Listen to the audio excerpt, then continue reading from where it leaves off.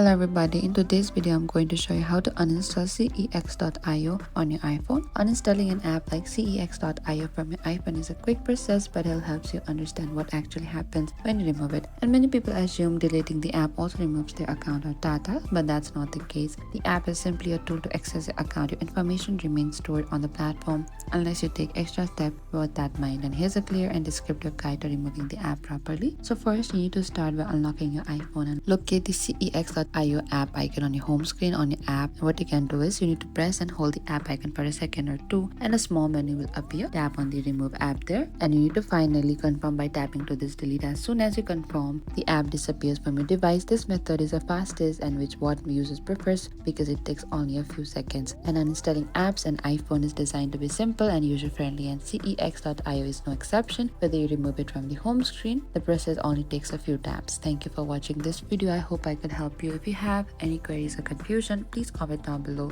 and we will reach out to you very soon.